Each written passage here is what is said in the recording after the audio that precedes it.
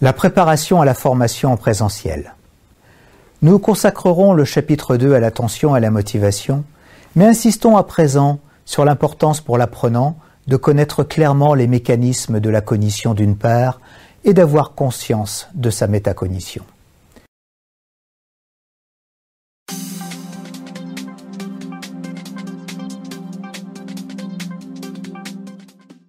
Nous consacrerons le chapitre 2 à l'attention et à la motivation, mais insistons à présent sur l'importance pour l'apprenant de connaître clairement les mécanismes de la cognition d'une part et d'avoir conscience de sa métacognition.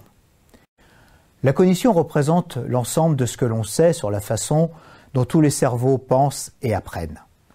En avoir une idée aussi claire que possible permet à l'apprenant d'être en accord et impliqué avec les modalités qui lui seront proposées.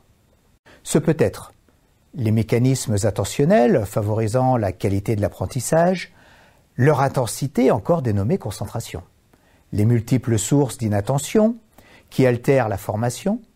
Sans attention, la compréhension est difficile, la mémorisation est faible, les biais sont multiples.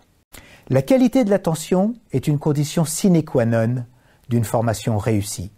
C'est au formateur d'en faciliter la mobilisation. Tous ces points et d'autres sont largement abordés au cours des semaines précédentes. L'objectif de cette semaine 6 est d'examiner comment on peut les mettre en œuvre sous la forme de modalités adaptées aux adultes. La métacognition, quant à elle, est le regard que chaque apprenant porte sur sa cognition propre. Elle permet un accroissement de la vigilance, une régulation des postures de l'apprenant, une conscience de ses forces et faiblesses. S'observer en train d'apprendre rend l'apprenant autonome dans l'apprentissage. Toute formation devrait inclure des moments de retour sur sa métacognition par chaque apprenant. Les bénéfices à retirer sont immenses. Vous disposez de très nombreux éléments dans les semaines précédentes pour bâtir un programme pédagogique de 20 minutes au moyen de séances très courtes, d'exercices simples. Vos apprenants vous en seront reconnaissants et vous gagnerez ainsi la légitimité qui construit l'indispensable confiance. Insistons encore sur quelques points clés confirmés par les sciences cognitives.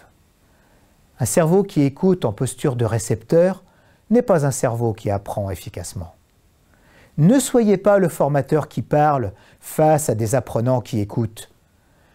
Dosez avec minutie la part du transmissif.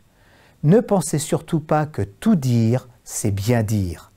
Luttez contre la surcharge cognitive chez les apprenants. Moins, mais mieux. Les participants vous en seront redevables. Favorisez l'implication active, les modes collaboratifs, ceux qui exigent d'aller au-delà de soi-même, voire mobilisent de l'effort. Car apprendre est toujours cognitivement associé à un effort. Méfiez-vous des modalités pédagogiques confortables. Elles peuvent être trompeuses. Sachez alterner judicieusement le face-à-face et le côte-à-côte. Révisez la posture du formateur, la gestion de l'espace et la dimension du temps. Variez les canaux d'approche d'une même notion. C'est dans la complémentarité des techniques que s'élabore la compréhension. Mettez les notions à acquérir à l'épreuve des faits, de la réalité. L'adulte apprend en s'appuyant sur du concret et en comparant ce qu'il sait déjà.